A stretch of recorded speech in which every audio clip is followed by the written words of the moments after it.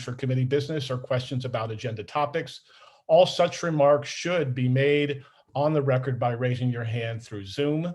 Chat should only be used to alert us to any technical difficulties you are having or to state in writing information, like an email address, that was already stated aloud on the record during the meeting. Now, when a committee member is given the floor to speak, I will identify you and you can unmute yourself so that you may speak. Last but not least, we are required by executive order to create a verbatim transcript of this meeting. So please keep your questions and comments succinct and germane to the discussion. And I will try to do the same.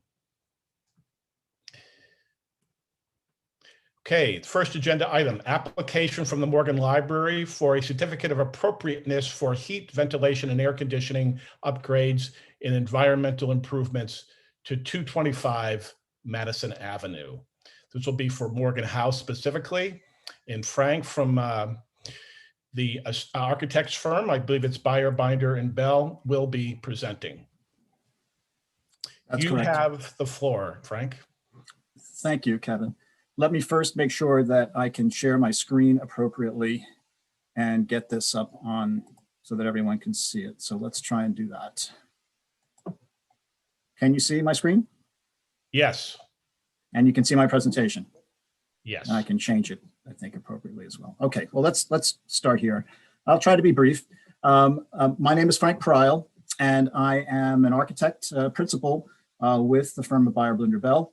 We've been involved with the Morgan Library for many years. We began probably over 25 years ago with helping with the installation and upgrading of various gallery spaces within storage areas for prints and other historic materials.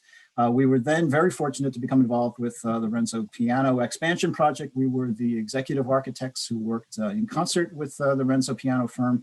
I personally was responsible for the modifications and attachments, if you will, of new architecture and restoration of the 3 significant buildings that remained on the Morgan Library campus, of which the Morgan House that you see before you here is the oldest.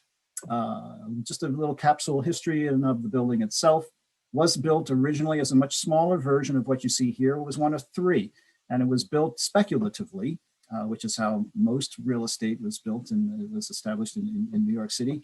This occurred when the city grid eventually imposed itself from the south and up towards the north with the introduction of the railroads of what would become, the Great New York Central system just a block away to the east.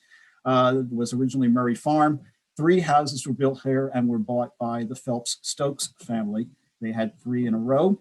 In the 1880s, the property was sold to Pierpont Morgan, and he kept 1 house for himself on 36th Street and on 37th Street that we see here. This building was given to family members for much of a family compound. And the building remained in the Morgan family as a place of residence until the 1940s, when it was then sold to the Lutheran Church, and it became their headquarters, their national headquarters for many, many years. A long history of landmarking, de-landmarking, re-landmarking. But since that time, since the 1940s, it has been largely a building for administrative purposes. When the Morgan Library acquired it, finally returned it to their own use in the 1990s, 80s, 90s, I believe, in there. Again, it became the area for directors' offices, for administrative offices, for meeting rooms and so forth, and also in the lower floors now, still dining rooms, and as part of the current program, there's also a book store. So what began as an assessment of mechanical conditions, which was commissioned by the Morgan Library by a distinguished mechanical engineers, Goldman Copeland Associates, eventually merged with other current events. The pandemic circumstances began a little over a year ago, as we're all well aware, and certain priorities on their assessment list came to the forefront. And what was learned as a part of that assessment process was that there were inefficiencies in certain existing, original, earlier mechanical systems.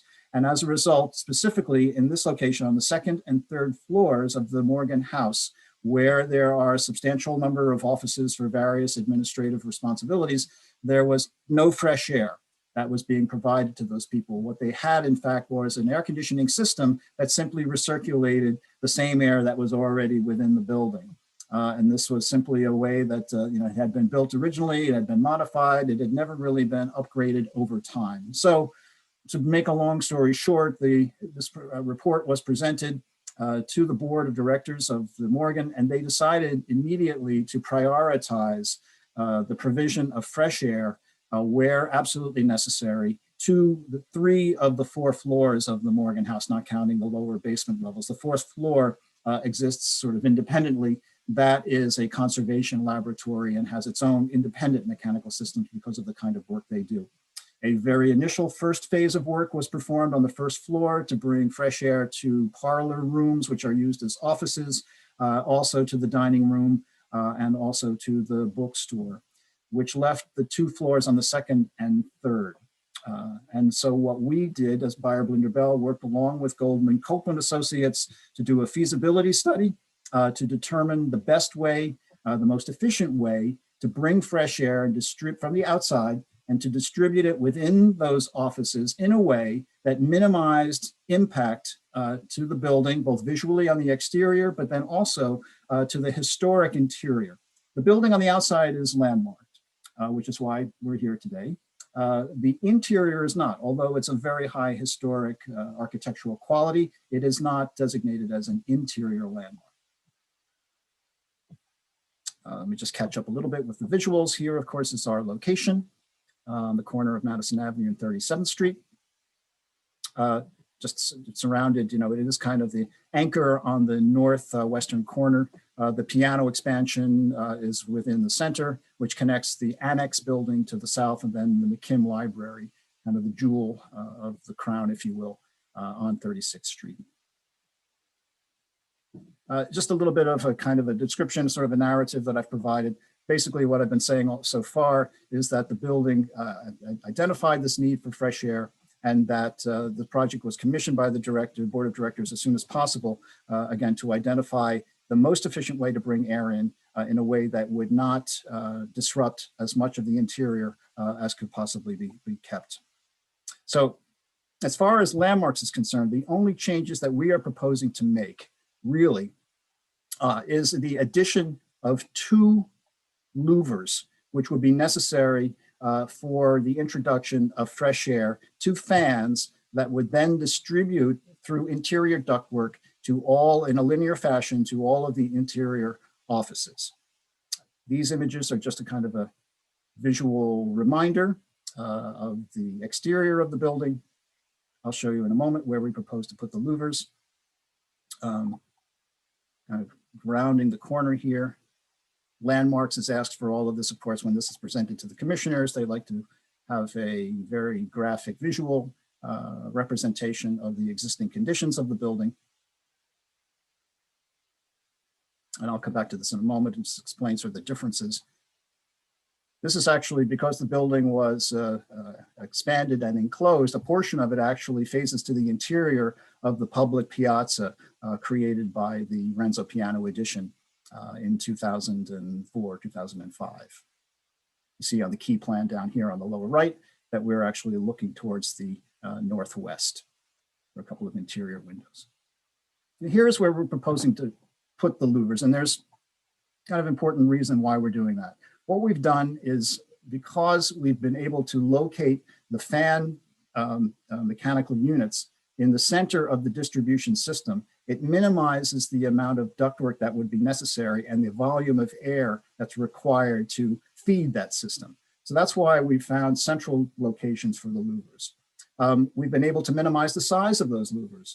And the way that we're proposing to install them is to remove a full sash of the existing double hung wood windows, divided light windows, remove that entirely, store that so that it could be reinstalled at some point in the future. It will be kept in good condition. And then we would install 2 louvers in those immediate locations, minimizing the impact on the exterior elevation. Here briefly is a description of how that would be done. We would remove intact, in totality, the same louver, the same sash, the upper sash on the second and third floors that would go into storage. And then in its place, we would install a louver, which would provide the amount of free area that we would need to be able to supply the 2 fan units that would be housed in small closets in offices on the second and third floors. And then that air would be distributed to the east and west through small ductwork that we would penetrate the various partitions and then feed into supply for each of the offices. I include this in our presentation because Landmarks' first response, in fact, the reason that we're going to public hearing is because of the original residential design of the building. Because it's less than 6 stories and because it was originally designed as a residence, they're much more hesitant to allow, if you will, modifications to the elevations and the exchange of windows for louvers. We've done this, I personally with Buyer Bell have done this, the same sort of strategy on other similar office buildings that were historic. The Empire State Building, for example, 230 Park Avenue, which is now known as the Helmsley Building, the former New York Central Railroad headquarters building, where you have a full floor office use. You need to put mechanical systems. Of course, these buildings were designed before air conditioning existed. So now you need a place to locate those mechanical rooms, and you need to activate certain windows in order to bring in the air that you need for your circulation systems. So the same is true here, because this is in fact as well an office use, but it's further limited by the availability and also the location and function of windows on various elevations. The first response we got from the Landmarks Commission was, well, why do you have to put it on the 37th Street facade? Are there other places you can do that? So part of this response and the proposal, the presentation that I'm making to the Landmarks Commission is an explanation of how and why other elevations can or cannot be used and how we prioritized that decision. The windows, for example, on the piazza side that I showed you a moment ago, those are actually interior windows, and those cannot be used for the introduction of fresh air. The windows that I've outlined here, these are lot line windows. We recreated these windows when we restored the Morgan House as part of the piano project. We recreated true divided light double hung windows, but then in front of them, we put a 2-hour rated separation. It's actually a sophisticated UL rated system of 2-hour rated glass. It's about 1.5 inches thick in its own frame, which is permanently installed on the exterior. So what you're looking at here is a double hung window that's on the inside of a permanently installed 1.5 inch thick fire rated glass system. And the reason for that is because fire codes require, because it's close proximity to adjacent architecture, should a fire occur in the adjacent building, it will not be able to leap into these windows because of close proximity or adjacency. So in order for us to put the louvers here, would have 2 effects. One is that we would have to substantially modify these fire rated separations. They would have to have substantial shutters because of its distance on the very end of the mechanical system, rather than being in the center. We have to draw more air, meaning that we would have to put a louver in the entire opening of the window rather than just half. Also, I feel from a visual perception point of view that these windows are much more, you notice them much more because of the activity that goes on here. This is the secondary entrance. It's the guest, the scholar, the service entrance to the building. And also, as you walk down, say 37th Street from the east to the west, or if you drive, you see these windows much more prominently. And I think that you would register and acknowledge the presence of those louvers, kind of giving it a back of, sort of a back alley appearance, rather than the way that we very carefully have situated them, I think, on the north facade. And this is just kind of it shows in a little bit more detail the double system that I just described a moment ago. You can see in the photograph on the right, for example, on the exterior, there is that double hung wood reconstruction window that we installed. And then on the inside is that required fire rated system. So you have this double window system next to one another, making it much more complicated to compromise and put the louvers in instead. This is just some descriptive data on the louver itself, on the fact that it would be fully weather tight, and that we would select a color that would match the exterior very closely so that it would not be readily noticeable. And again, it's a small gesture. I mean, it's not, I don't call it a glamour project. We're not doing this, to gain additional square footage or to put an addition on the roof. It's in response to a very real need that became, a much more significant priority because of obviously recent pandemic events. I think having worked with Goldman Copeland, we've done the best that we can to absolutely minimize the system and the impact that it would have on the exterior of the building, and then also to the historic spaces within as well. Great. Thank you for that crystal clear explanation. I really appreciate it. Learned a lot. Couple questions before I open it up to other potential questions from the committee and then the public. I believe this project was not approved at the Landmarks Preservation Commission administrative level. That's correct. Why not? Because it almost was, but then one of the supervisors found some language, I think, in the administrative code that said that it could not be because, again, of its age and because of its height, lower than 6 stories, and because of its original design as a residence. The fact that it had been converted to office use, administrative use in the 1940s was not relevant. Its original design was as a residence. So it became outside of the realm of a staff member to approve at their level. Thank you. And ideally, from you, what's your goal with this committee's participation in this presentation and going forward? We are hoping that you will show support. You'll understand the reason for the project, its significance and importance to the health and welfare of the occupants, within the good faith effort, I think, that we've made to minimize the system, to make it as efficient as possible and have as minimal impact on the building as well. But then also a key word that we use in the preservation and restoration field a great deal is reversibility. And that at some point in the future, when there is a different way to approach mechanical systems, maybe a more comprehensive way or a redesign in the near future, those windows can be restored exactly as they were to their original condition. And then where would, because Robert Moses, if he was alive, would say that when things are said they're reversible, they're really not. Where would this be preserved for safekeeping? Well, you want to see the basement that the Morgan Library has and all kinds of cool stuff that they dig out of it on a regular basis. But these windows would go, I mean, this is what they do. They keep things safe, things of great value for a long, long time.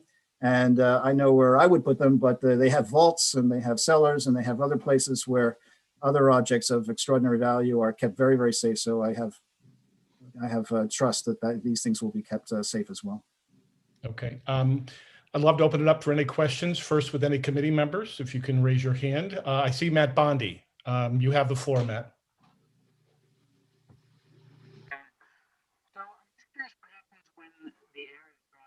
Oh, we're having trouble hearing. At least I am. Oh, is that better? You guys hear me now? Just barely. Oh man, I don't know what's going on. Why don't we do this? I will definitely come back if we can go to Mark Thompson, and then we'll see if it gets better audio on the other end. Thanks, Kevin. Just a quick question. The only objection to this was they didn't like the fact that there were louvers on these windows. Is that all that LPC was saying? Yes, they asked, their question specifically was, actually, which I have addressed directly, just FYI, on this page here was, is it not possible to relocate the louvers to any of the secondary east or south facades? And I explained to them in detail here, I won't read it verbatim, but that yes, we did along with the engineers, and we determined that the only other place where we could feasibly put them without interrupting, say, like maybe running ductwork and putting louvers in the director's office, which is the most significantly historic space in the building, would be that east elevation that I showed you. But the cons, if you will, the downside would be that because of its location remote at the very end of the system rather than centered, you'd have to have, the full window rather than just half. And then you would also have to compromise and interrupt that fire rated double window system, which would be more complicated. Thanks. Okay, let's try Matt Bondi again. Matt, you want to? Is that better? Can you guys hear me now? Yes. Yeah, Oh, all right. So, thank you very much for your presentation. Some of it is just because I'm interested in the nature of this type of work. When you mentioned the fire rated windows, is that because these are lot line windows? exactly right.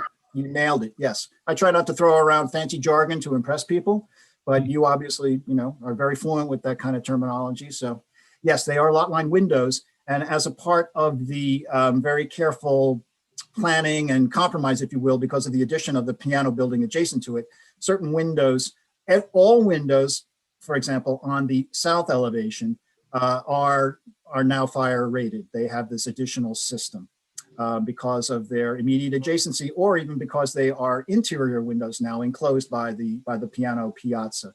The windows, as I described on the this side over here, those, you see how close they are to the administration building. These are where the curators have their offices. This is the loading dock on below. And then this glazed centerpiece is an emergency stair behind, but then also is the service entrance and primary entrance for guests and for scholars going up to the reading room. Great. And then, so is this really makeup air that's coming into your system because you need to draw in fresh air? And are you mixing that air with existing air? How do you cool it and heat it when it comes in? Are you using any type of? It's not. This is strictly, the air conditioning system is remaining as is, which is fully operable and is fed by cooled water that comes from from below from another system. That will remain. The only thing this system is doing is introducing fresh air, because there is no provision of fresh air at the moment. It's only being recirculated within. And how do you cool and humidify it or heat it up in the wintertime?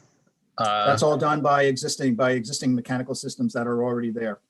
This would simply be the introduction of additional fresh air from outside, and then compensated for by the existing systems that are there at the moment. And then finally, if you're looking at this from the inside, would there be what type of transition are you talking about from the louver up into your ceiling? Is it just going to be built out into a box or something? I'm just curious. Yeah, we chose those offices specifically are large offices with 4 desks. We're removing one of those desks in the corner, and we're creating a corner closet. It's about 42 by 42 inches in the interior. That's where we're putting a fan unit. And then the louvers will actually connect above and make a 90-degree turn directly into the windows.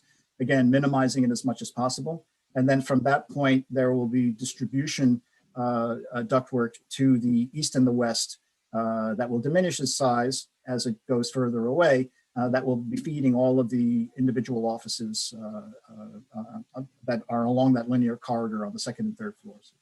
Okay, thank you very much. Great. You're welcome. Martin Barrett, you have the floor.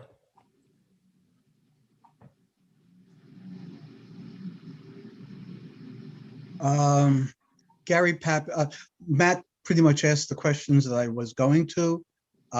Gary Papish and I were at the presentation for the Rienzo Piazza, which was done within the library.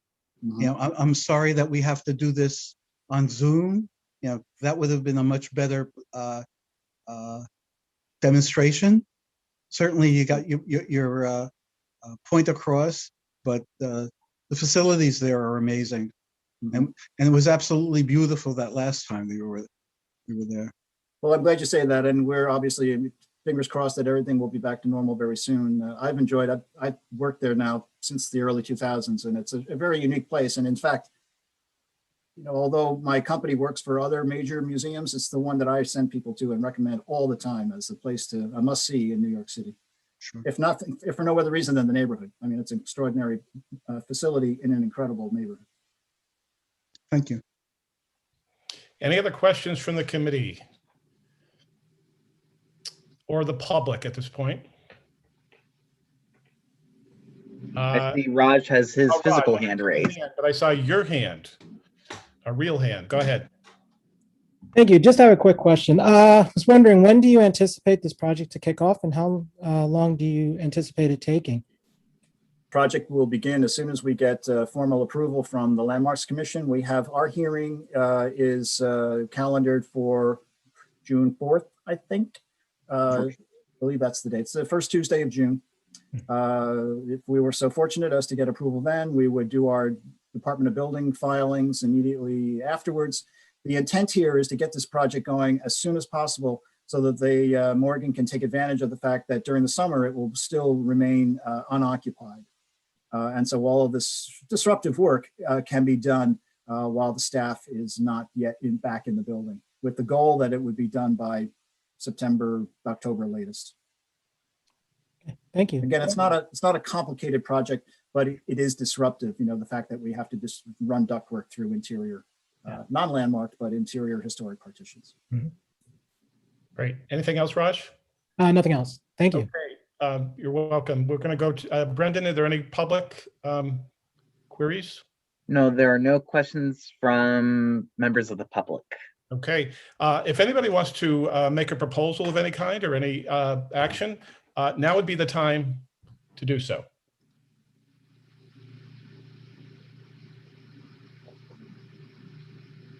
I'm trying to unmute myself. Yeah, sorry. I'm doing a Raj. Yeah, I'd like to propose that we. Well, hold on just a second, because we have a hand up. I believe this is the Director of Facilities, right, at the Morgan Library? Yes, Chair, you had asked earlier, what do we hope to achieve? Other than your support, it would be great if we could get a resolution of support. If you all decide to support the project, it would be great if you'd also consider a resolution in support of. Kevin? Spoken like a true community board member. Yes, I think Very good. Ward 12, right? In the Heights? Up to 12, yes, yes. With Steve Simon. Very good. Steve Simon's a very good friend, yes. He's a good friend of ours, yeah. Is there some secret handshake or something, you guys? It's the hands. No. I guess, so Kevin, based on that, I'd like to propose that we support, pass a resolution of support for the proposed project. I second that. I'm sorry, the second was from, my screen was off. Anton. Anton, thank you. All right. We're going to take a vote on this motion by roll call. When your name is called for your vote, you can unmute yourself and answer A, nay, abstain, or not entitled. I'll let Brendan conduct the vote. Marty Barrett, A. Matt Bondi, Yes. Claire Brennan, In favor. Paige Judge,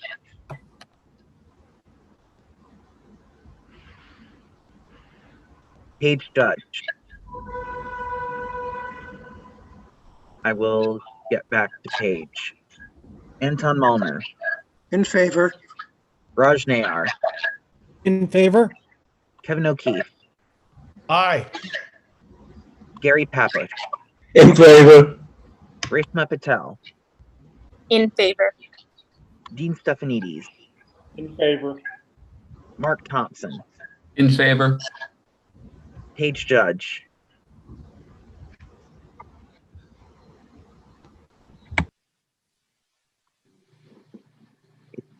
looks like Paige may have actually left the call, but the resolution passes with 10 in favor, nobody opposed, nobody abstaining, and nobody abstaining for cause. Okay, terrific. We now need a volunteer, please, to write said resolution. I'll take it on. Wonderful. Thank you. All right. Thank you for Thank joining you. us, and good luck with the public hearing. Thank you all very much. We appreciate your time and your support. Thanks all. Bye. You're welcome. Please. Okay, we're going to move on to the next agenda item. If you could just bear with me for a second. I think Brendan will bring back up that I think it's the discussion of long-term scaffolding blocking privately owned public space. Let's just say it is, because I'm pretty sure it is. Let me just give you a little bit of a story here. On Earth Day, I stopped by a City Department of Design and Construction Information kiosk in Cove Park. Part of the friendly discussion there was about privately owned public spaces, POPs. We talked about sidewalk sheds blocking all or part of a number of POPs, even without any apparent construction work being done nearby. One of the city construction department reps who joined the discussion reported in her opinion that city buildings simply reapproves work permits for these sidewalk sheds without much consideration given. Now, if true, why do they do this? If not true, what is the scaffolding there still for? That's a question we've had in this committee for a long time. At the Corinthian on First Avenue, as I mentioned before, a doorman there has told me that the sidewalk sheds have been there for more than 3 years, although the reported work is being done to bricks far away from the street scaffolding. We should learn what's going on. City Council member Kalos has pointed out a place in the city with sidewalk sheds up for at least 11 continuous years. Again, why? We simply, I think, as a committee, should get an answer. So perhaps a letter to NYC Buildings is needed to pose these questions, or if anybody has any other suggestions on how we can find this out, because I think as a committee, we should see what we can do to rectify this, unless there's a real good reason for those sidewalk sheds to be reapproved permits over and over again. I've said my piece. If anybody has any suggestions, this would be wonderful to discuss. A few months ago, I did an informal walk through my neighborhood, which is in the East 50s, 1st, 2nd, 3rd Avenue. And yes, I did notice a lot of sidewalk sheds blocking the POPs, but I also noticed, I guess, fully half of them, and I took pictures and I sent them to the last chair, of POPs that were just closed, period. Not available to the public. Now, I don't know if anybody's keeping track of that as well. Anton, that's great information. And I must say, I don't think I've seen that research that you did. So I'll make, if you don't mind resending it to me, or if somebody in the district office has it. I'll look through my emails. I did send something on this. Yes, there are issues. There's one on 2nd Avenue in the 50s, I know.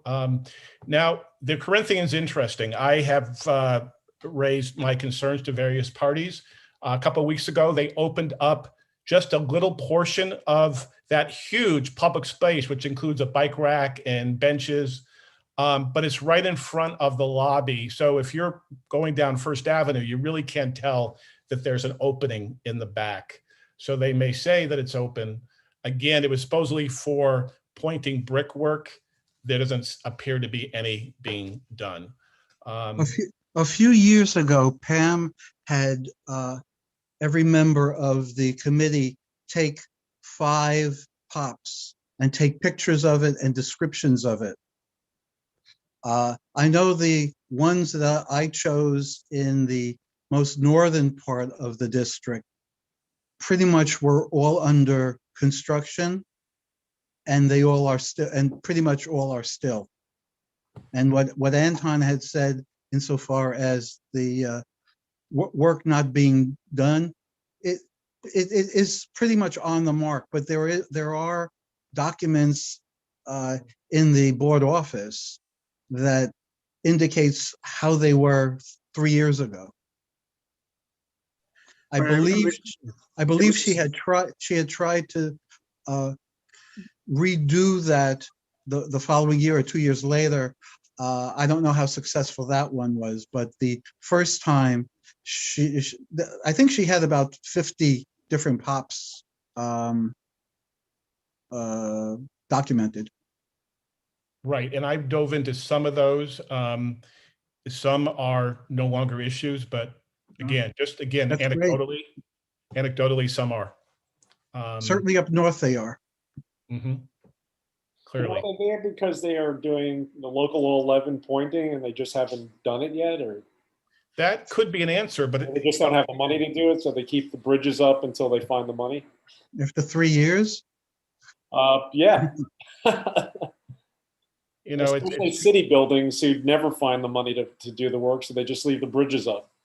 Oftentimes, it's cheaper to let a sidewalk shed stay up for years and years rather than expend any money to do the pointing. Yeah, pointing costs millions. Sheds don't. But why, and this might be an inexperienced question, why are the sheds, let's say at the Corinthian, on the street when that work that you're discussing is being done on the building, which is not even near the sidewalk sheds? I don't know. That doesn't make sense. A cynic would say they're putting those up so that people won't visit those public spaces. That certainly has come out of a couple people's mouths when I've made visits there, including the doorman who said we used to enjoy having our lunch out there and we can't anymore. Now it's actually placed there by the engineer who looks at it to see where things would fall, basically. They're thinking that rather than falling. Yeah, I know it's weird. Sometimes I wonder about it, but the explanation I've been given from our clients is that they're put because they think whatever's going to fall might fall over here, and it's the walkway, so it's not going to be over garden because nobody's walking in the garden. Right. Well, now it begs the question. They've opened it up. They have an opening at the Corinthian, so you could still. It just thinks there's too many questions than answers. So we are inviting for the next meeting representative from Councilmember Kalis's office, because he's obviously, you might have heard, very involved in this. I think it's a discussion that we need to have, but I wanted to throw it out there see if there were any simple answers. That's as good an answer, Mark, as I've had in a long time. Thank you. Let's move on. We move on to discussion of NYC Parks Department's request for proposal process. Let me share quickly an excerpt from a story in the Daily News. It happens to be from January 7th, 1936, about the park that we know as St. Vartan. Quote, one of the most heavily used breathing spaces in crowded Manhattan is bounded by 35th and 36th Streets and 1st and 2nd Avenues, end quote. Well, it was, but times have changed, not necessarily for progress for the public or from a conservative stance, but arguably treating the park garden there as private land. On Earth Day, I saw that the 1st Avenue gate to St. Vartan Garden, which is normally locked, was cracked open. As you know, committee members and other public voices have brought up at this committee their concerns that the garden has been inaccessible to visitors to the park. I started to head into the garden, and Stephanie, who says she has run the St. Vartan Park Garden and preschool there for more than 20 years, stopped me and said that she had just cracked it open for a short time, that the garden was not for public use. I was asked to leave. We instead struck up a conversation. I noticed a young girl with her. Stephanie said she was there because Stephanie had invited her to participate her gymnastics routine. I had a conversation and exchange of contact information with Stephanie, but new concerns were raised. Stephanie said the garden is, these are her words, my private garden. She also noted that the preschool there is private. Again, we should learn why this is considered her private garden and why it is open for private school students, but not public school students. Stephanie did note that she shares gardening responsibilities there with the Parks Department. Times have changed. Like I mentioned, during World War II, the Parks Garden was designated one of the city's so-called victory gardens for the public good. Produce was grown there to diminish the urgency for public food supplies and to boost public morale. And there hasn't been apparently a St. Vartan Garden RFP process for more than 20 years to manage the garden and school. Again, why not? Again, just looking for answers. Why not allow a conservancy, let's say, or Friends of St. Vartan help the park maintain the garden for the public's use? I had an exchange with Borough President Brewer at the last full board meeting about her push to allow the Central Park Conservancy to maintain Woolman Rink and not a profit-making enterprise instead. The Conservancy proposed to the city a $50 million minimum investment to take over management of Woolman Rink, to have some free public skate days at the rink each year, to increase public access to restrooms and concessions at the rink, and to increase community programming there in the off-season. Instead, Parks is looking for a 5-year deal to a for-profit business that would ultimately take profits out of the park. Question, should conservancies have a stronger footing, perhaps a right of first refusal on for-profit bids? I'd like to discuss especially with the situation at St. Vartan's. If there's any history I'm missing there with St. Vartan's garden, I'd love to hear about it. They used to have a fairly active friends group. They used to come to this committee. I don't know. Maybe the board still has contact information. You know, at least an email. And I know there really should be there. There's been some wonderful work done, and I don't know if anybody is on from PS 116. I think Brendan possibly that could address this. For example, Erica Rand Silverman is a parent leader at PS 116. I think she was registered for this meeting. Yeah, Erica has her hand raised, as a matter of fact. Okay, great. Before I do that, I just want to give a big shout out to Erica and David Saul and everyone else in the community who helped bring more than 200 people together on Earth Day in St. Vartan Park. The event was a massive cleanup effort and a celebration of the environment and of working together as a community to protect the Earth. On behalf of this committee, thank you to all those people involved. We are so proud that you are members of our community. Erica, you have the floor. Let me.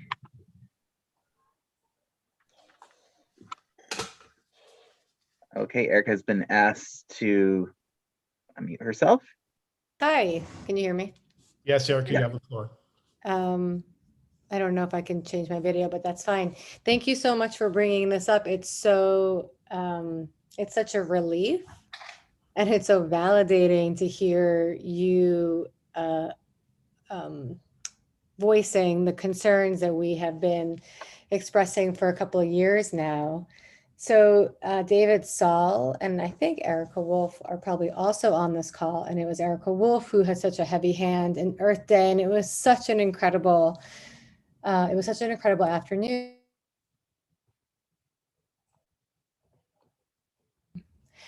I can say that PS 116 and PS 281 have been working really closely together to bring our communities together. When they were redesigning St. Vartan's playground, we all got together and we tried to get in touch with the Friends of St. Vartan group that we've heard about from the Parks Department. And maybe David or Erica can correct me if I'm wrong, but we haven't been able to access anybody still who's from that program. And so we ended up creating a Families for Kips Bay and Murray Hill group of parents who have been, working hard for the community on behalf of the community.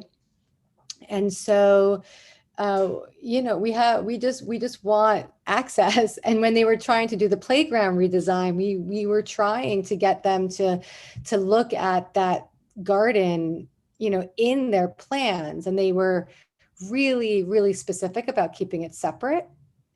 And so they said that would be like the next step. And so here we are.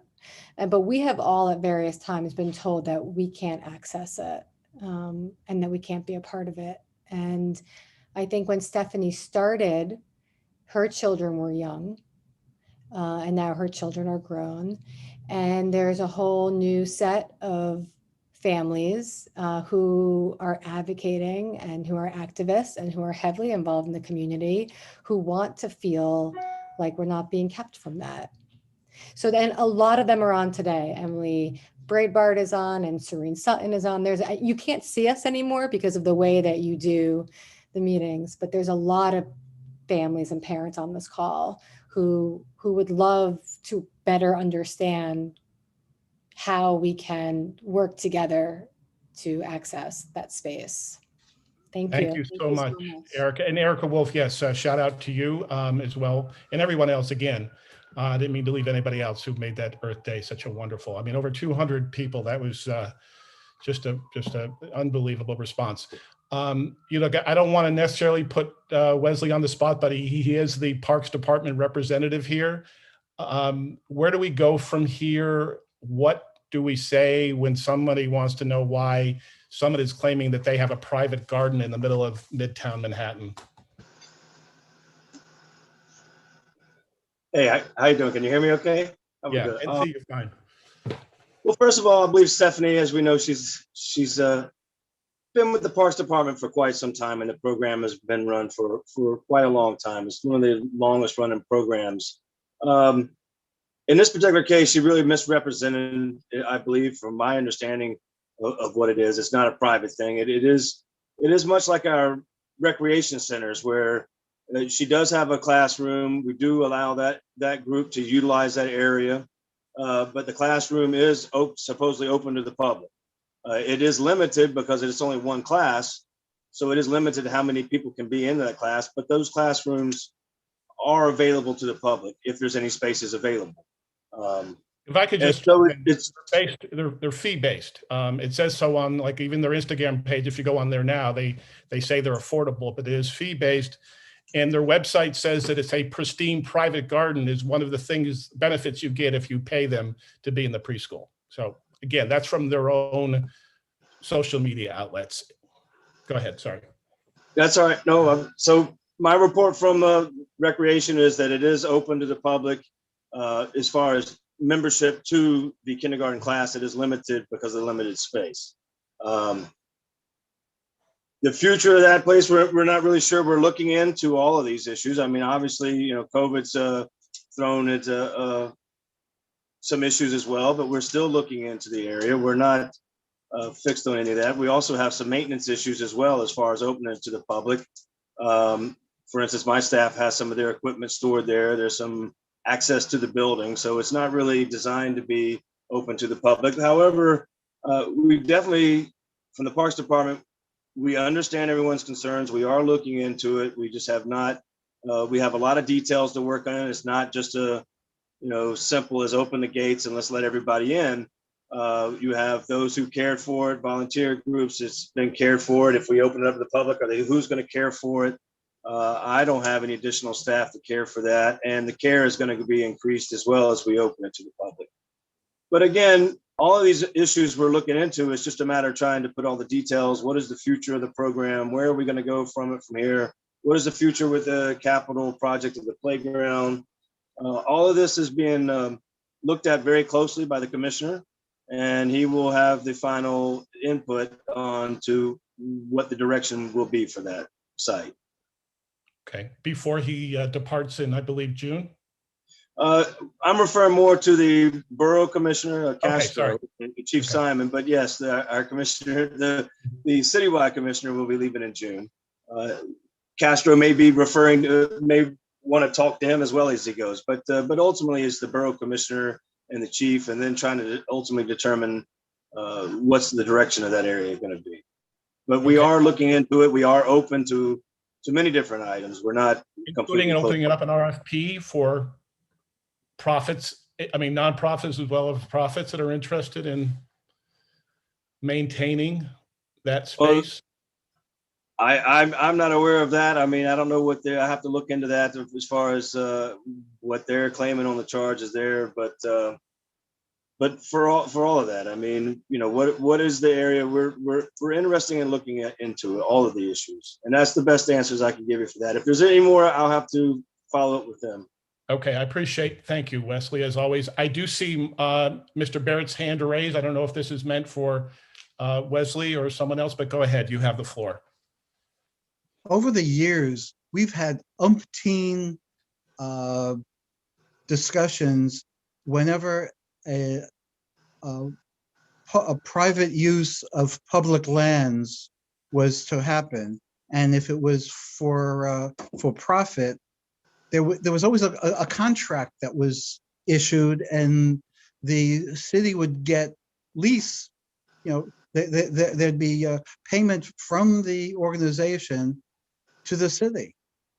I never ever heard of any discussion of this private organization taking a piece of our parks.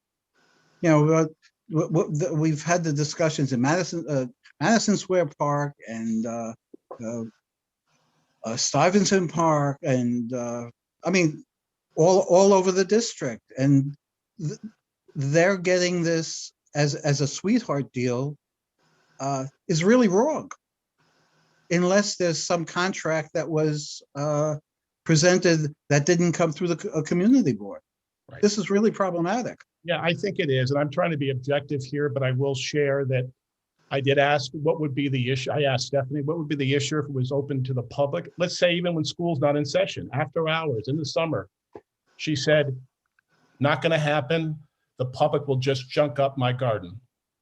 And when I said, well, maybe the future is to allow more public space, she said, it won't happen because Bloomberg has my back on this. So maybe there is something that we don't know about percolating in the background. I don't think he's mayor anymore, is he? But maybe just threw that out there. I'll try to go back to my objective platform. Anybody else have a question? Even from the public? Speaking of the public, I saw that Natasha asked, how do we become a part of the conversation with the future of that area? And I know others are sharing similar sorts of questions in the chat. If the discussion is going forward potentially for a Friends of St. Martin or Conservancy, because what I'm hearing from Wesley is, yeah, that's a lot of work to maintain, especially if it's open up to the public. But I would imagine a good Conservancy group that has the skills and is willing to chip in. I'm sure, hey, sign me up. I'll put in some hours of weed pulling.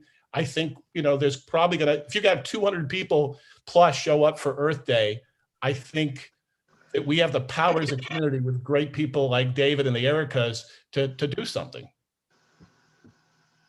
It sounds like they're doing a great job as is. They may not be called Friends of St. Martin, but they really are. Oh yeah. And so they've got that part under control. Really terrific. Wesley, can you just, alert the parks authorities that there's a group here that's willing to roll up their sleeves and help in any way they can to make sure this is not only safe for public use, but is maintained at the level that the parks expects? I'll certainly let the commissioner know, and as he looks into it, now we'll be discussing it with him in greater detail. We greatly appreciate that. It means a lot. Thank you.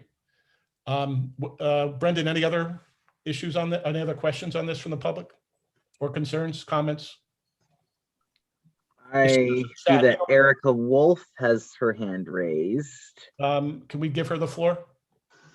Sure, let me give her the ability to talk. Can you hear me? Yes. Yes, Erica, you have the floor. Okay, hi everyone. Kevin, first of all, I'm like fuming behind the screen here, but hearing you makes me feel a little bit better that somebody sort of has our back. But I probably shouldn't have said that first. First, I should say, Wes, I just want to thank you because you and I have talked before. I tried to get a gardening grant and you helped me come up with some really good ideas for the park that I hope we can implement in the future. But I wrote this in the chat. I just don't know if anybody can see it. It's hard for me to tell, but this is a conversation we've been having. I wasn't very involved in the park until about 2019. And Wes, I'm sure you know that we've talked to Steve Simon or emailed him many, many times about this. So I really just want to stress that, it's like a bubbling over situation, but we've all been so preoccupied with the redesign of the playground. And now we're waiting for the turf to open up and it's sort of one thing after the next. And I appreciate you going to the commissioner. I don't know if the group of us should start writing them directly, but I don't know. It just feels like we're getting the brush off. And I just want to make sure that that doesn't happen for much longer.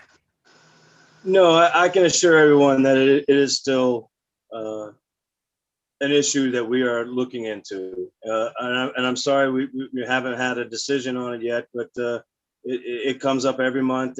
Very often I speak to Steve Simon and I'll discuss in further detail again, like I said, with the commissioner. But there are a lot more components to it than just meets the eye, but we are looking into, and we are open to other issues, other possibilities with the area. Okay. Is there any, do you have monthly meetings? Is there a timeline for something like this? I mean, because I know this could drag on for another year. It's a year is, shorter than you think. I mean, I don't have a timeline set at this point in time. Again, it's in the final decision of being the commissioner. So I'm not in a position to be able to make a timeline for that. So what's the commissioner's name? I guess I should study more. I should go up further just to understand the sort of the structure. William Castro is the Borough Commissioner. So he's the one that you were alluding to would make the final decision on something like this. That's who I'm in discussion with, yes. Okay, okay. And we All could right. talk more about this offline as well, but that's pretty much all I have at this point in time. So I don't know if I can really answer it much further than where we have. And so, I mean, we're in discussion with it. We're open into it. And there's a lot of details that we have to work out. Okay. All Thank right. you, Erica. Thank you also Thank you, Kevin. You're quite welcome. I'm also appreciative that you pointed out that there was your comment in chat. I'm seeing another one now, which I'll read. It's from Emily Breitbart. The comment is, I once spoke with Stephanie about 2 years ago about the school there, and it is tiny, very few kids per year. So we're talking about a minuscule number of families. In order to join there, you need to come up with your child to school and accompany them for the duration of the class time. So it is not an option for any working parent. Thank you for that comment. I think that's very important to share on this public forum. This will be the discussion that will continue. Thank you, everybody. Thank you for members of the public for being a part of this discussion and hopefully going forward as well. I think Keith Powers' office should be brought in. Thank you. Yes, absolutely. Good point. And his office will be alerted as needed and right away, I think, because we've bubbled to that point. Okay, let's go move on because this is important. This has to do with our budget request. Reshma is Vice Chair of the Budget and Government Affairs Committee. He also happens to be a member of this committee. So if we can lean on you, Reshma, to keep us on track to any procedures. But I wanted Brendan to bring up the budget requests. This is a process that will go on for our next few meetings. It's not until October when we need to make our final decisions on budget requests. I will say that this committee has a lot more requests that touch its space than any other committee. What is it, Brendan? Over 40 in the fiscal year report? The number of total budget requests or the number of requests simply for the Parks Department? Parks Department. Or not the Parks Department, but the Parks Committee. Parks Committee. Parks Committee, there are 24 requests for the Parks Committee. Oh, 24. Okay, gotcha. So, but that's a record, right, for the report? Yeah, no committee has more budget requests than the Environment and Parks Committee, and I will actually bring up. Yeah, it's about half of them because I think it's 52 altogether. Yeah. Okay. So be that as it may, the committee has a lot of budget requests. I think, and Reshma, if you have any suggestions to the contrary, I think the first meeting we should really go through and see if there's anything that we want to take off this list. I think for us to obviously be taking seriously, we can't just keep these all on here. But there's some you just might feel shouldn't be on there. I think it's fair at this first meeting to make sure that we have unanimous consent for taking something off this list.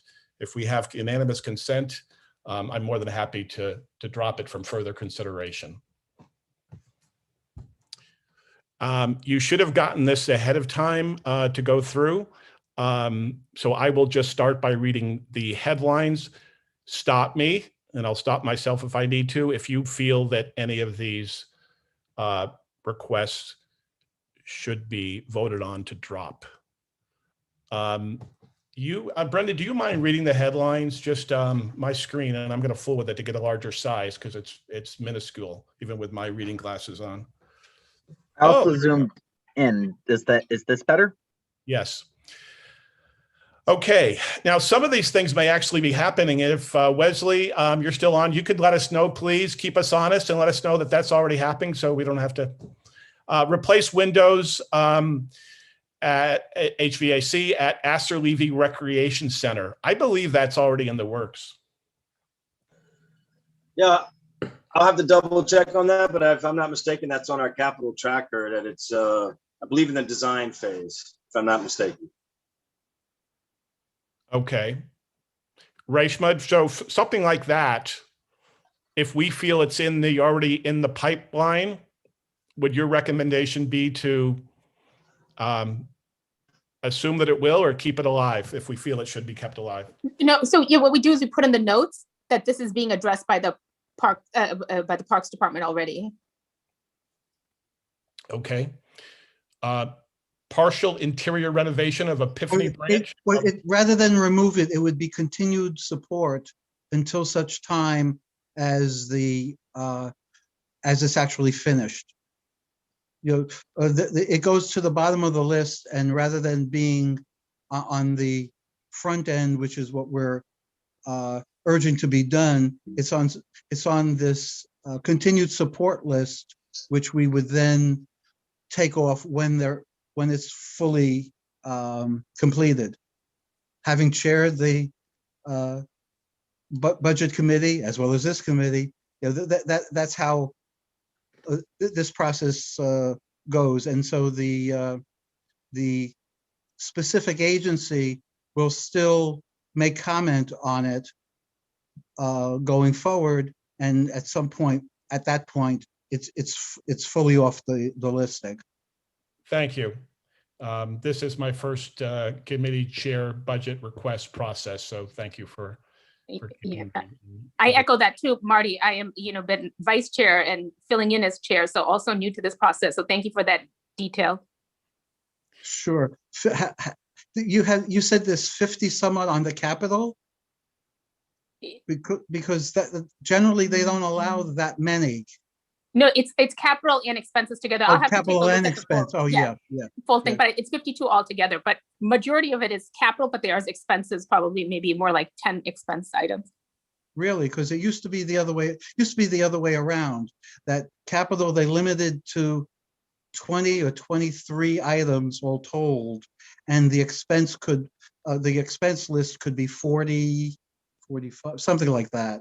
So it's interesting that we narrowed it down as such, but okay, never mind. Yeah, I'll double check that. I could have that wrong, but that's what I thought in looking at the full report. So. Thank you. Okay, partial interior renovation of Epiphany Branch. Again, just stop me. We're just going to familiarize ourselves with what's on here. The homework is to go back and take a deeper look if you haven't already. That's for the library. Stair repair water supply access for Peter Detmold Park. I believe, Wes, that you or Steve Simon is addressing this at the next month's committee meeting, or possibly the one after that. Correct. Specifically the water. And that's what I'm just noting as well. I went back and looked at Astor Levy. So we have the fire alarm system under design. You have the HVAC under design, but you also have windows. And then for Detmold, specifically, we're looking at the water line. We should have an update next month. Okay, so stair repair is not on the radar for at least now?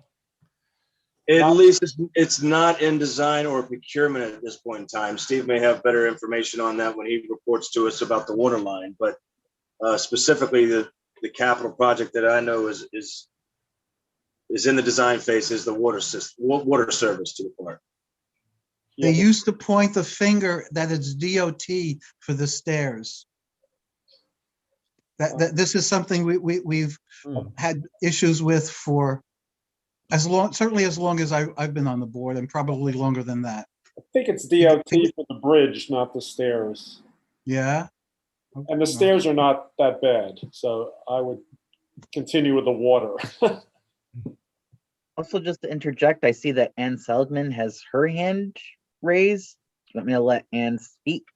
Yes, always. Ann, you have the floor.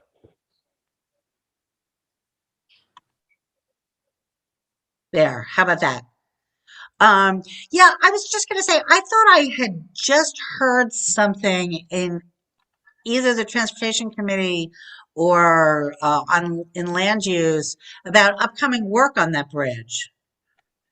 The bridge is being used to pump cement to 53rd Street for the new bridge that goes to Sutton Place. Oh, so that's why it's closed. Yeah, so the bridge is open. It's just there's a pipeline right now so they can build this new bridge that goes to the new Esplanade to Sutton Place. So they're not, but it's not going to affect the access? No, it will only affect the access when they pump the few hours that they pump, and then they stop, wait a month for it to dry, then they come back and pump again. So, Okay. yeah. Great. Thanks. Okay, Ralph J. I believe, who knows about any reconstruction that's being done there? I know there's some with some of the sidewalk space. I don't know what that particularly means. Brendan, can you open that up? Are there more details on that? Number 4, reconstruct or upgrade a building. The Bluestone sidewalk I thought was done. Wes, do you know? Is that Some repairs were made to the Bluestone, but not the overall overhaul of the Bluestone, no. Okay. All right. Okay. Not saying you have to object yet, but with no objections through number 5 or 4. New playground equipment for MacArthur Park. Can you click on these each time, Brendan? That would be helpful to refresh memory. Okay.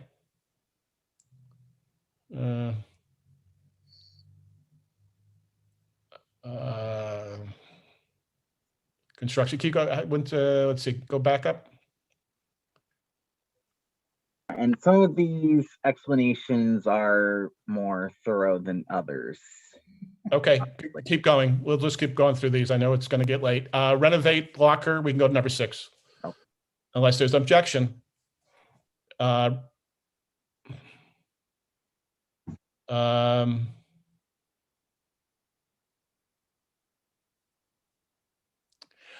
willing to take a vote to drop that from the list. Can we take a vote? I disagree. Okay, and why? You don't have to give me an answer. We're talking about the 54th Street Rec Center. Yeah. Yes. The getting that rebuilt, and we broke up. At one point, there was one request to get the rec center redone, and it was $25 million or something 20 years ago. One of the employees at the Department of Budget, his name was Jim Sugar. He lived in our area. He would come to our meetings and explain that the best way to get things funded was to have them as specific for Community Board 6, but also if it was many things, to have it broken up into pieces so that each piece can be done. And we were fairly successful in getting a lot of the rec center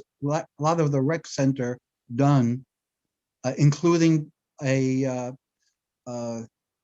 access elevator for wheelchair users.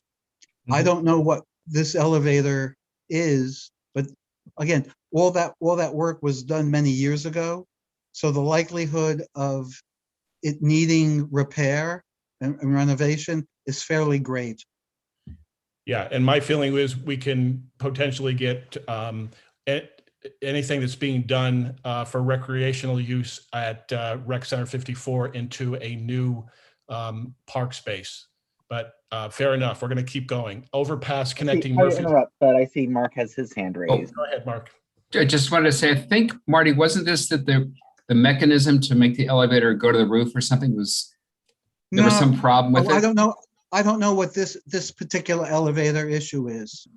I think it was the equipment for the elevator was needed to be replaced.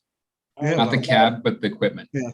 Yeah, a lot of elderly people exercise there, and they can't get to their place by walking up the stairs.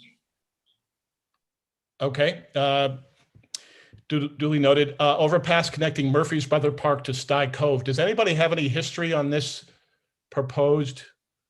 I know it's because of all the traffic coming off of the FDR Drive. There it is.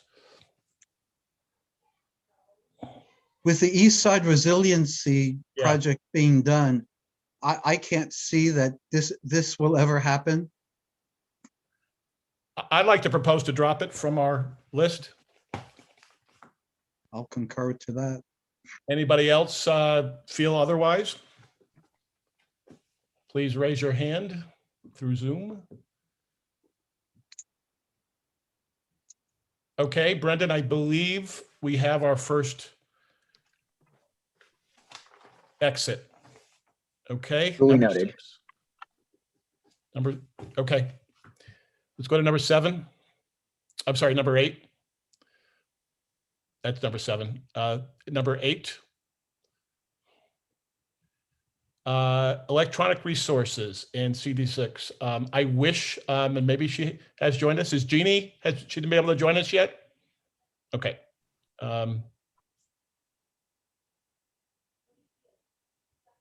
This is something I know she's addressed in the past.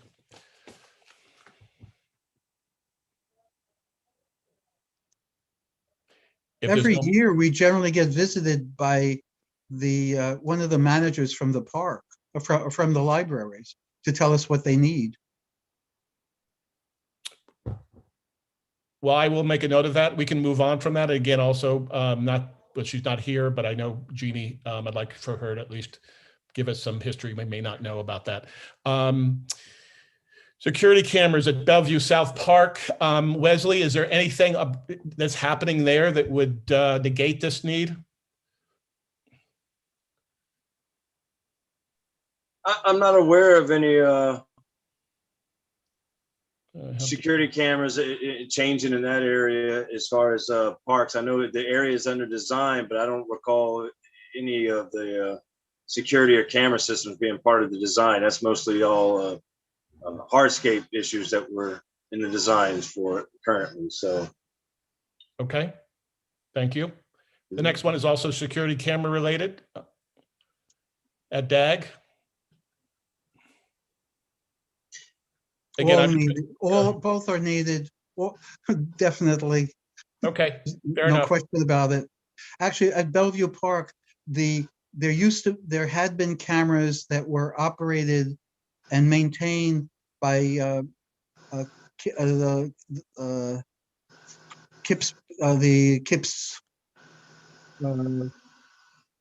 Phipps houses that were there before they were sold off to and became whatever they're currently.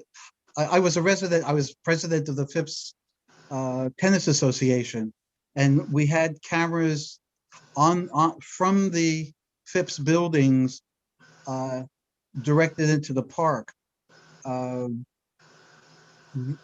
That was a little bit of security. The amount of drug dealing that had gone on in that park, as well as other issues, was really significant.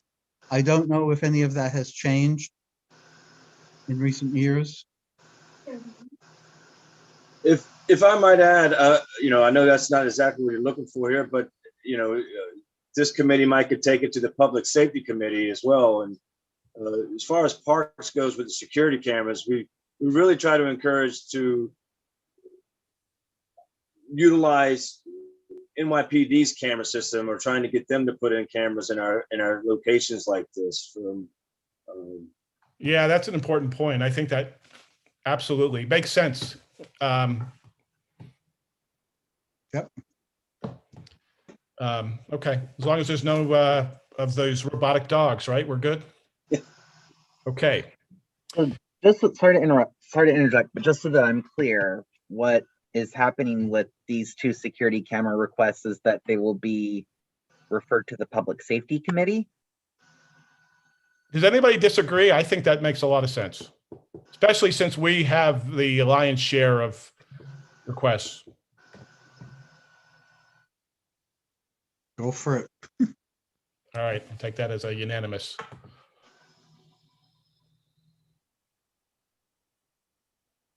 Tudor City stairs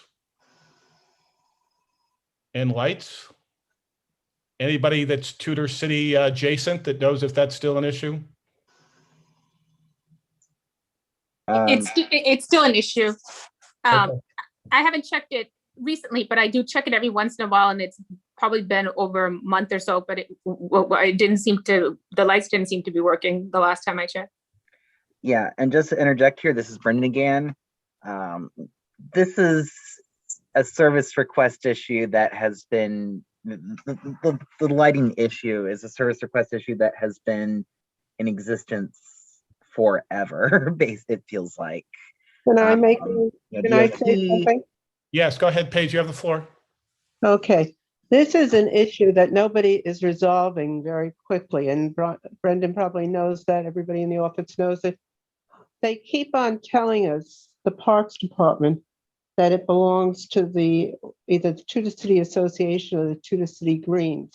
It does not. It never did, it never will. We own, especially the association, owns no property, and nobody has resolved it. This has been going on for zillions of years.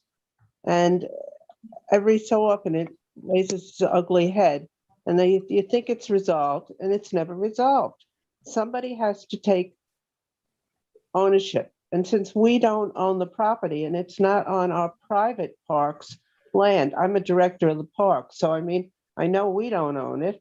And I'm also a director of the association, and we own no land. We only own stationery. So I'm really annoyed at this. It should not be coming up. Somebody has to do something. And do you think it's fairly categorized in our committee, or should it be a transportation issue? Well, to begin with, the city built those stairwells. So I would imagine that was transportation. They were built when they took the trolley that went down 42nd Street and turned around right at First Avenue in order to build the UN. That's when those stairwells went up. So I think it should go to transportation, I think, or to land use. It's something to do with whoever built the stairway, who's ever responsible for those two stairwells. Okay. DOT is responsible for lighting on the street. Well, this is on a stairwell, so figure that one out. Yeah. They're also responsible for the lights in the park as well. Yeah. That's why DOT hasn't taken responsibility for these, though. Responsible for the parks. Excuse me, they're not responsible for the parks in the Tudor City Greens parks, because we are responsible and we pay the electrical bill. That's correct. Not, no, I'm not referring to those parks. There are two Mary other parks O'Connor on that stairwell. You have the two playgrounds, and there are city lighting in those. So it's a question. I think it should go to probably DOT. But I don't know. I agree. If does anybody disagree? Because we can lateral it to transportation. Yeah, just to interject again, this is Brendan again. DOT also has refused to take responsibility for these lights. These are really, as Paige said, lights that nobody has taken responsibility for. So obviously it's up to the committee to determine whether this request is best handled by the Parks Committee, but I thought I would add that context that DOT hasn't taken responsibility for these lights either. Well, how do we make DOT take responsibility since it's... And that's probably and is that why it hasn't been changed in a billion years, is because it's in no man's land. No one's taking responsibility for that. Somebody recently has been doing some work. I was there this morning, and the side of Tudor Grove, there was the lights on that ramp were the overhead, I guess what I call the Cobra lamps were actually on and working. And somebody had run a wire from the first one to the second one. I don't know if you guys have been there. Somebody's doing some activity on it now. That was an independent project. Find out who they are. Good Samaritan. I hope they're not electrocuted. The city can't afford another lawsuit. Oh yeah, there's that too. Hopefully, yeah. Okay, so are we deciding to lateral this to transportation? Yes. I believe so. Yes. Brendan, duly noted. Duly noted. Okay, number 12, hiring more staff for parks.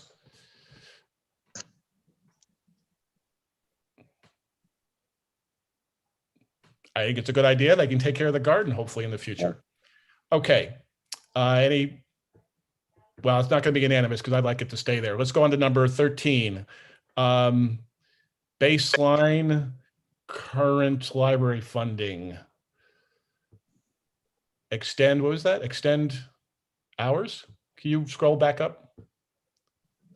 Oh, extend library hours or expand and enhance library programs. Purposely vague, I'm assuming.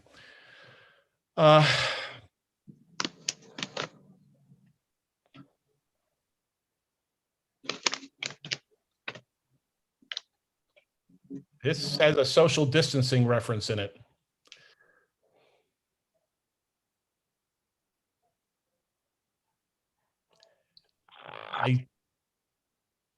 Anybody want to translate that?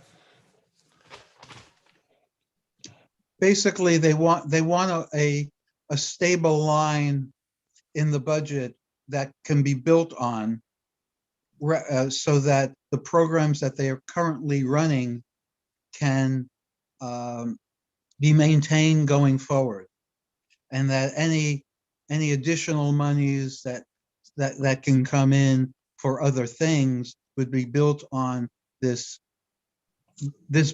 bottom line of budgeting. In general, the parks or the library, rather, in general, whenever there's cuts to be done, they cut from parks and libraries first. And so, in that order? In that order? Pretty much. When Bloomberg cut the city budget tremendously because we were in that terrible financial state, he then reached into his pocket and made up for the difference for all the not-for-profits that were cut, including the library. He took $250 million of his money to pay for what he cut out of the budgets in the city. But it's not likely that to happen again. So to have the library to have a minimum amount, a minimum line that couldn't and shouldn't be decreased, it would be very beneficial for the 5 branches that we have in our area. Okay, fair enough. Let's move on. Brendan? Number 14, I believe.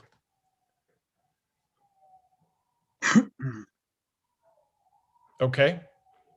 Can you scroll down if there are any, there we go.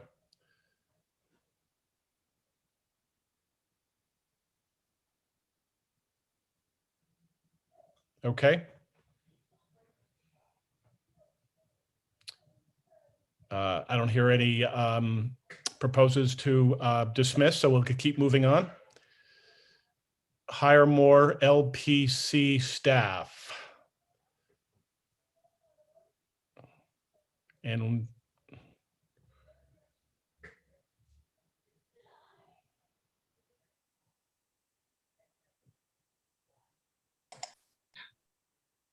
is this still valid? Do you know anybody this concern? Mark raises his physical hand. Yeah, sorry, I'm getting the buttons going. LPC did hire more staff. I mean, they could always have more staff, but they did hire more people, so I'm not sure that this, if we want to remove something, this might be one that we take off. Thank you, Mark. I'm in favor of removing it. Does anybody disagree? Going one. And they're good staff, by the way. So. What's that? They're all good people. They're just staff people I hired. So. Oh, that's wonderful. Well, that's Yeah. that's a perfect example of an update since this was probably submitted. Okay, I'll take that as a Brendan. We can take that off the list. Duly noted. If you see these are all under continued support. So these are the ones that have been ongoing and may have in fact been finished. If you see that in the third column under type, So these are all ones that just need to be double checked that they were finished, and then then they're automatically taken off. Great, thank you, Marty. I'm seeing that indication now. Okay, So it's the board office really needs to call wherever to see if the work was finished, okay. unless Wesley knows. Or unless you feel it should be taken off regardless. We did upgrade the electrical. But there is another capital project.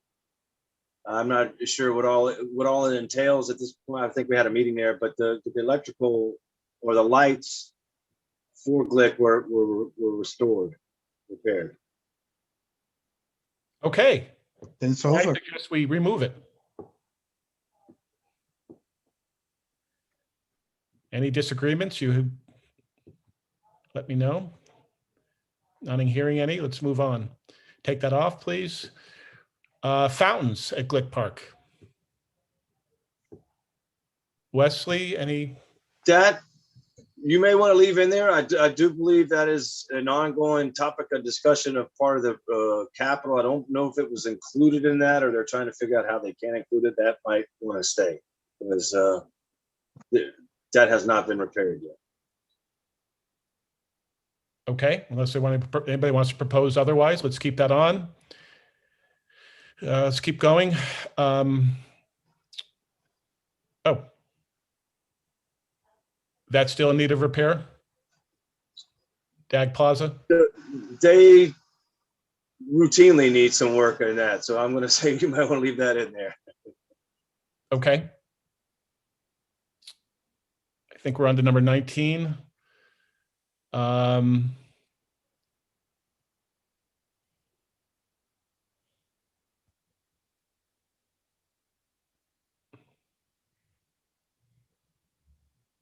Okay, it looks worthy unless anybody has any objections.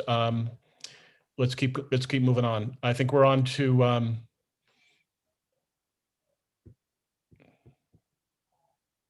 this is happening, right? But it's not finished.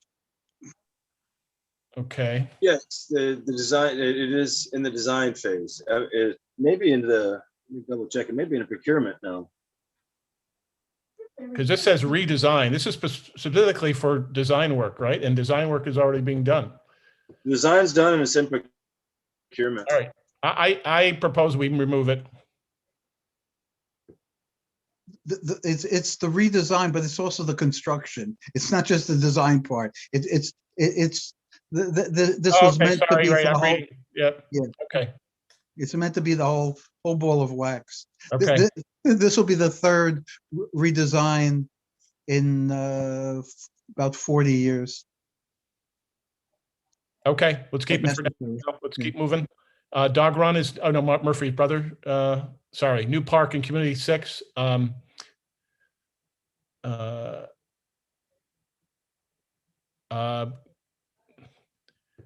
I'd like to keep that, so we're going to keep moving. Again, this has to be unanimous. Dog Run. Anybody think this is? Isn't it going to get redone anyway, or Yeah. It's kind of like, yeah. Yeah. Maybe it'll happen in the news. I wouldn't remove anything on the east side project. Do you think we can lump them all together? No. Bundle? No. No. They're really separate pieces. Okay. You know, I'm on the community advisement group, which actually we're meeting again. We meet the first Thursday every month, and there are, particularly in East River Park, below our district, the amount of blowback that comes out of the folks there. They had a huge rally last week to try to stop all the construction because they weren't getting some features that they wanted. I would just leave it. Okay. Again, we have to have a unanimous vote, so we're going to keep it. Dog run at St. Martin. Oh, sorry, comfort station. Dog comfort station. Oh, I'm not familiar with this. Is this been bubbling for a while to get what upgrades in the comfort station? Oh, there isn't one. What am I saying? There isn't one at all. Right. Oh, right. Keep thinking of ComEd Field. Porta pots. Okay. For it to be in continued support, there had to be, work done in the city, like the design work starting and the contract letting. So unless it's known that it's actually there, this should just stay on. Okay. Let's go to the dog run. I mean, do we need to propose 2 dog runs? I know they're in different parts of the city, different parts, I'm sorry, in the district. We have Vartan, St. Vartan. Don't touch dog runs unless you want to be overrun. Not by Gene. I know he's not here. Our committee has had more sit-ins by dog run people over the years. It's not worth the trouble. Keep it. I'm just playing devil's advocate. I'm not so sure. I'm the one that proposed that we, discuss the dog runs in the first place with some blowback. I do know from certain people. I won't mention his name again, Gene. So let's keep going. Dog run. I can't see. This is it. That's it. See that? Not bad. Congratulations. How many did we lose? Let me see. Or to kick to another committee? Yeah, so the Astor Levy HVAC, that's no longer going to be a budget request. Mm-hmm. The Stuyvesant Cove Overpass also is also being requested for removal. Mm-hmm. The 2 security camera items are being recommended for referral to the Public Safety Committee. The Tudor City lighting /stairs is being referred to the Transportation Committee, or recommended for referral to the Transportation Committee. The hire more LPC staff item is being taken off. And the electric infrastructure at Glick Park request is also being taken off. So unless my math is bad, and I was not a math major in college, I'm counting 4 requests that we are removing and 3 requests that we are moving, or that we're recommending for referral to other committees. Okay, great. Progress. Thank you all for participating in that. More to come. I will try to wrap up briefly, but I did want to circle back to Wesley because I noticed the turf is being laid at Robert Moses on First Avenue. Do you know when that turf will be fully? It looks like it's about 94% done. Yes. I have a few other updates. I know it's kind of late, so I don't know if you want me to go through all of them or just talk about St. Vartan's or. No, I did. I just wanted to. Vartan's in there. I mentioned that in case I forgot. That's all. So if you could start with that and go on, I'd appreciate it. I can. We'll do that. I'll do it just like that. Unless it was already in your report. Fine. Go ahead. No, it's in there, but it probably should be at the very top. So we'll start there. At St. Vartan's, we are installing the synthetic turf. It looks like it's nearly complete. We are awaiting one final material. There has been some delay in receiving the material. But once we receive it, we expect it to be about a week to install that material. It's basically the edge, so you don't trip as you go on to the surface. But there are some delays getting that, but we hope that those delays are worked out. We anticipate that being completed within a week or so, depending on the delivery. Also with that, Robert Moses is also underway. We have begun laying that out as well. We expect that to be about 4 4 to 6 weeks. Hopefully leaning towards 4 weeks. Peters Field is projected, we're going to start that when after school is concluded. So it'll be less interference. The schools are still using the outdoor facilities a lot. So sometime in June, we'll be starting at Peters Field. For all 3 of those fields, we are not going to do any permitting until September, is my understanding, my report that I had from the chief, which means it will be available for public use until that time. And then even when we go into public use, it'll be intermittent use when it's not permitted. So we'll have a good fair amount of time for it to be open for everyone to use it at, at any time, as long as the park's open. So that's some things. Were all the groups? I'm sorry? Were all the groups that normally use those fields notified that they won't be available?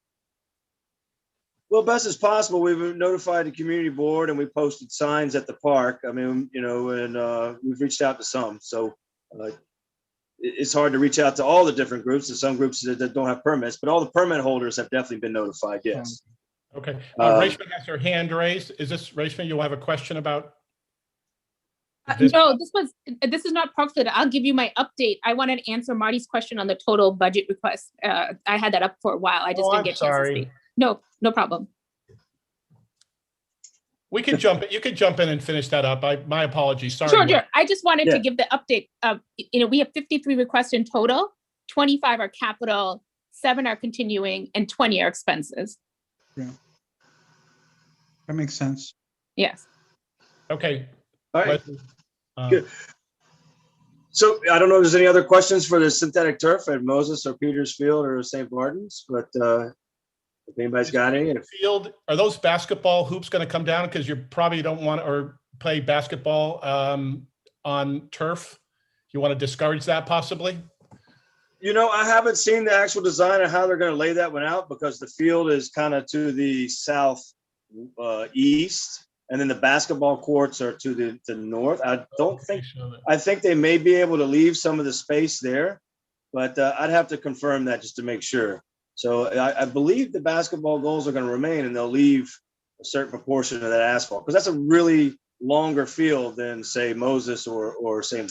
Barton's. So St. Barton's is basically 2 softball fields pointing together. So they're each unique. I'll look into it and get back to you guys for that as far as design on how that's going to play out. And that one will be done later anyhow. So we got a little bit of time. We got at least till the next meeting. Right. So if there's no other questions with the synthetic turf, take a look at it. I think it'll be really exciting. We've got a lot of young children that have been going by and can't wait to get out there and play on it. So it's really good. We're really excited about that. But moving on, also in May, it's a very busy time. We have a lot of It's My Park Day events scheduled throughout the district. I'm not going to go into each individual one, but we're really appreciative of all the volunteerism that's coming out this month, and we're really happy to see that we're in such a better place this April than we were in last April. So those events will be ongoing. We're still kind of cranking it back up. We're still trying to make some adjustments on how we're going to do them, but for the most part, they're in full swing now. Park usage is way up. Everybody can tell, and we still have COVID out there. We're in a much better place with COVID, but people are still utilizing our parks. Probably, I'm going to say right now, they're like double in usage. We're pulling out probably twice as much garbage as we were this time last year. Our permits are almost quadrupled, I would say. So we're getting a lot more permits, and some of that is too, as well as permits from last year were carried over to this year if they couldn't do them from last year. Excuse me. And then as well as COVID, and people are having a lot more birthday parties out in our park. So usage is way up. And speaking of events, youth sports fully opened, adult sports fully opened, special events now are up to 500 people. So that's increased. It could go higher later, but that's where we're at right now is events up to 500 people. Let me see if that's the most part I have. Oh, it is the big one. So we're expecting our seasonal staffing and our pools to open. So that would include Asser Levy, even though there's a lot of construction going around Astor Levy. We are communicating very closely with the construction crews and anticipating that pool to be open this summer. And we're anticipating all of our Manhattan pools to be open with the exception of Lasker and I'm sorry, I forget one other that are going under capital construction. Is the only reason why they're not going to be open. So they'll be getting restorations and restored and redone. So, but other than those, all of our pools will be opened. And I forget the date. I can send the date. I have the date, but I didn't write it down, and I can send it to the community board later. But I don't know if it's July or August or even June or June. That's great. June, I believe. I double check it out, but it's probably the very end of June, right near the end of June. We have a lot of hurdles to overcome with that as well, but we anticipate all of them being open and on time and on schedule as we are now. We'll update you if anything changes, but and that's why I say too, the key part is bringing in our seasonal staff and this is a transition period for us, so it's very challenging for me. We have my transition. We're moving into our summer, so we have a lot of our staff. The few staff I have right now, we haven't received all of our new staff, and at the same time, the existing staff is going off the training. So the weather's beautiful, the parks are beautiful. Increase of usage in the parks. We hope to have more staff soon, but currently right now we are struggling somewhat with our staffing, but we hope to have resolution with that. We expect to have a very large seasonal budget that was approved. It's just a matter of getting them on board and getting them trained and getting them out there in the field. So with that, we're very pleased. We're very happy. There will be a little bit of and May is going to be probably the toughest time where you probably will see some. I'm not going to say all the issues are going to be resolved in May, but hopefully moving forward into June and definitely well into the summer. I think from a staffing standpoint, we're going to be in a much better position here in Parks Department. So we hope to show everyone the results there. We hope everyone's happy with that. Great. Thank you for that comprehensive report. Appreciate it. It is exciting, right? We're all looking forward to a great summer. I'm going to move on with a very quick chairs report.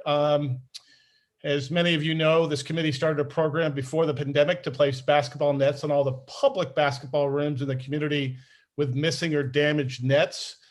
That was completed. Thank you, Wesley, for all your support on that.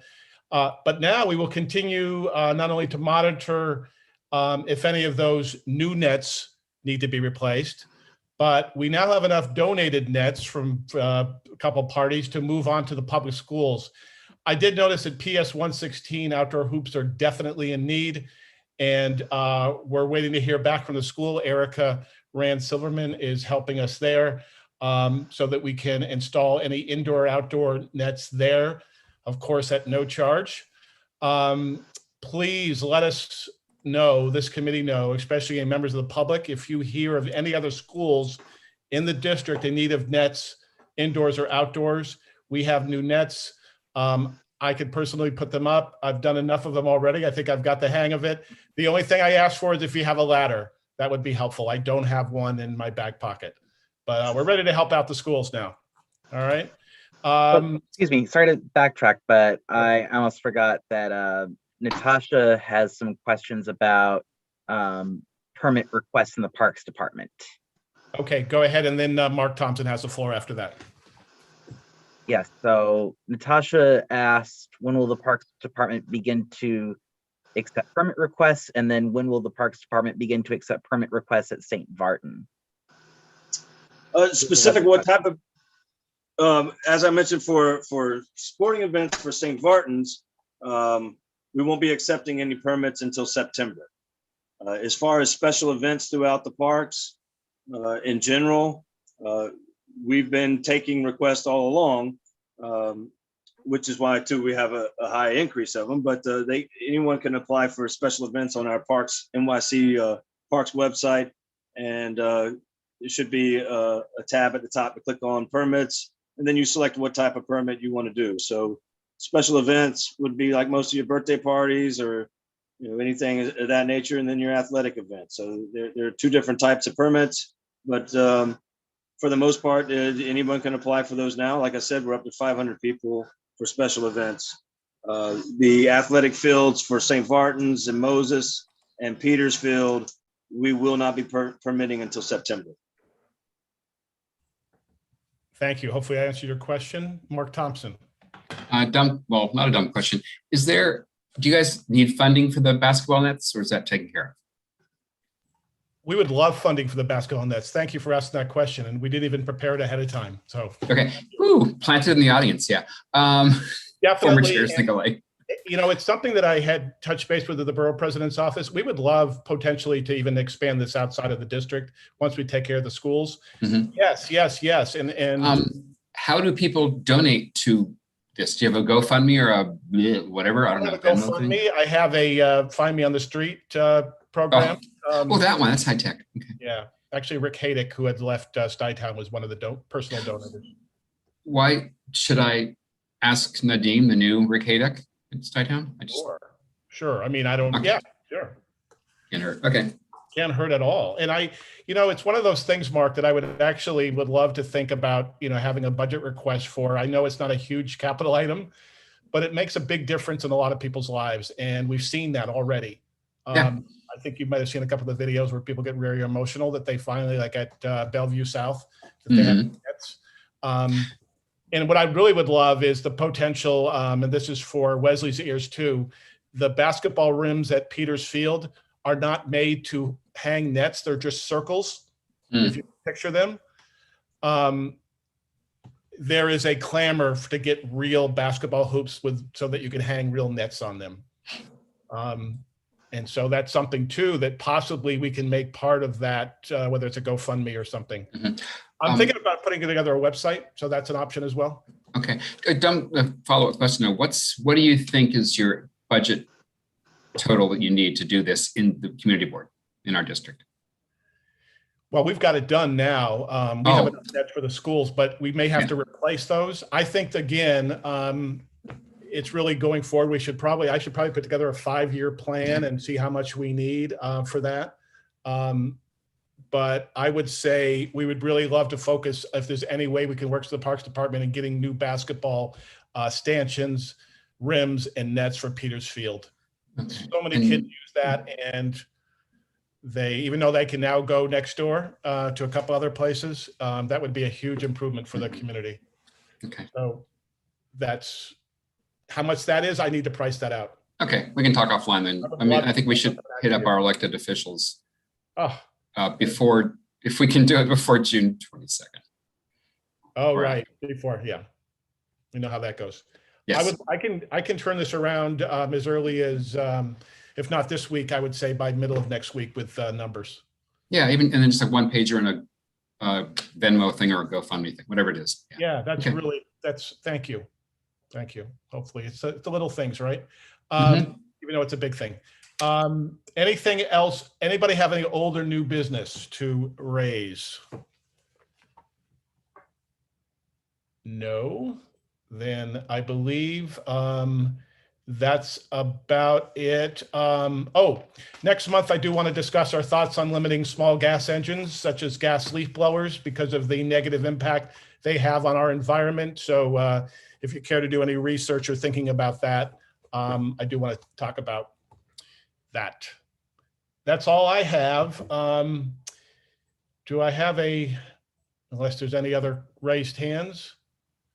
Move to adjourn. I don't know if we need a second. Does not require a second, actually. So since there are no objections, we will adjourn the meeting at 9 o'clock straight up, a 2-hour meeting. Thank you.